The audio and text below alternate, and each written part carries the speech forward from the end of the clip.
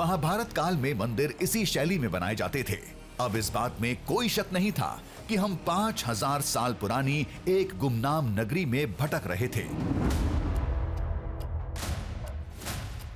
तभी पास पड़े पत्थरों में एक आकृति पर नजर पड़ी।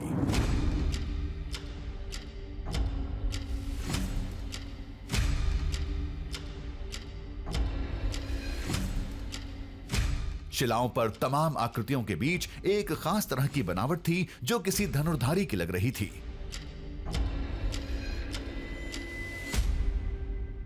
बिल्कुल देखने में ऐसा लग रहा है जैसे किसी के हाथ में धनुष होता है। ये बिल्कुल वैसा ही दिख रहा है।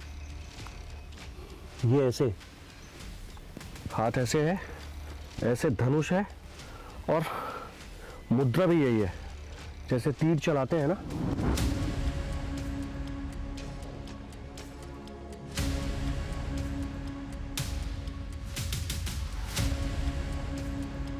खास बात यह है कि ऐसी अद्भुत संरचना किसी और पत्थर पर नहीं मिली। इसे केवल एक जगह बनाया गया था जिसमें एक योद्धा और उसका धनुष साफ दिख रहा था।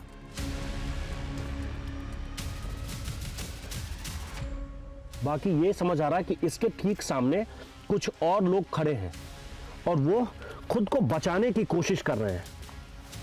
ऐसा लग रहा है कि सामने से इस तरफ से, यहां से कोई तीर चला रहा है, ये धनुष है, और इधर जो लोग 1 2 3 खड़े हैं वो खुद को बचाने की कोशिश कर रहे हैं।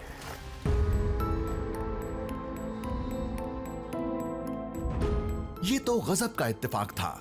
जहां विजय धनुष होने की बात कही जाती है, वहां शिलापट्ट पर धनुष लिए एक योद्धा की आकृति मिलती है, वो भी उस धाम पर जिसे पांडवों ने अपने बड़े भाई कर्ण की याद में बनाया था।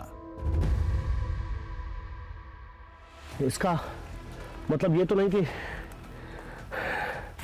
जो कहानी हमें खींचकर इस जगह तक लाई थी, वो कहानी बहुत पहले ही यहां लिख दी गई थी, उसकी तस्वीर बहुत पहले ही यहां उकेर दी गई थी।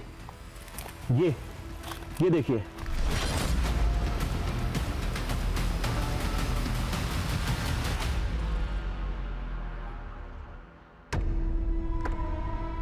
कभी लगता ये सब दिमाग का फितूर था। महाभारत में केवल कर्ण ही धनुषधारी नहीं थे, अर्जुन भी थे। तो कभी लगता कुदरत हमें खुद सच्चाई की तरफ खींच कर ले जा रही थी। ये एक अजीब कश्मकश थी।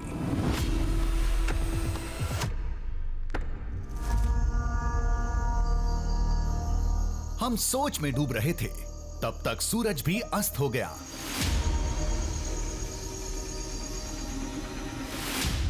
सोचा जब इतना सब देख समझ लिया है तो एक रात और परख लेते हैं।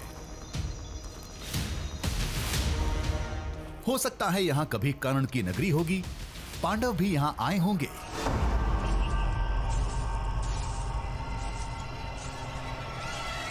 विदर्भ के राजा रुक्मी को कर्ण का धनुष मिलना भी एक पौराणिक तथ्य था।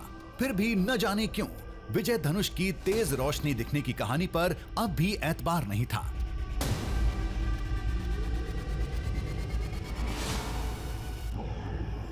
कहीं से कोई आवाज नहीं आ रही है, दूर दूर से कहीं कोई आवाज नहीं आ रही है।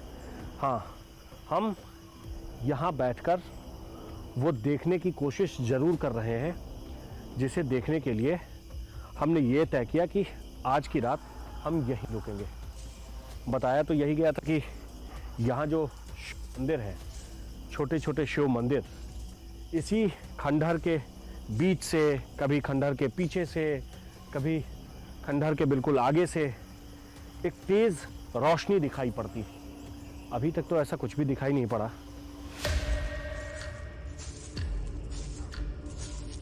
कहा तो यही जाता है कि कर्ण के धनुष में कई दिव्य शक्तियों का वास था, जिसे राजा रुक्मी ने यहीं कहीं किसी मंदिर में दबा दिया था। लेकिन विजय धनुष की दिव्य शक्तियां आज भी जिंदा हैं।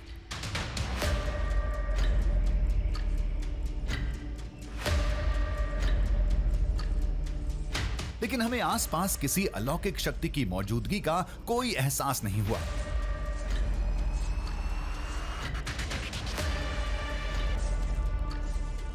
एक हिस्से में 2 शिव मंदिर हैं, एक हिस्से में एक और फिर एक हिस्से में एक और शिव मंदिर है।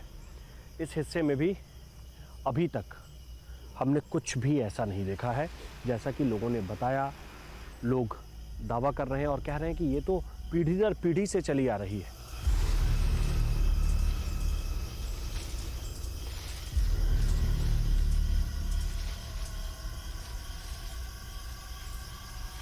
किसी ने उस दिव्य चमक को सामने से नहीं देखा था, बस जंगल से निकलते तेज प्रकाश को दूर आसमान में देखा था और उसके दिखने का कोई तय समय नहीं था।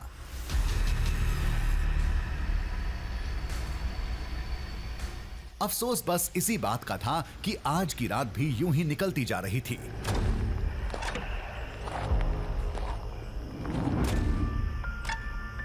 इस जंगल में ये आखिरी खंडहर है, जिसे भगवान शिव का मंदिर भी कहा जाता है।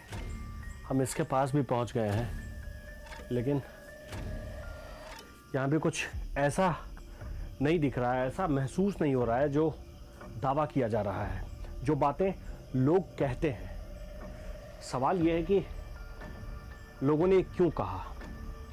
क्या ये सिर्फ कथाओं में ही है, या किसी ने एक बार किसी को सुनाया, फिर वो एक मुंह से दो मुंह, दो मुंह से वो 4 लोगों तक बात पहुंची और 4 से 40, 40 से वो 40,000 हो गया? ऐसा नहीं होगा।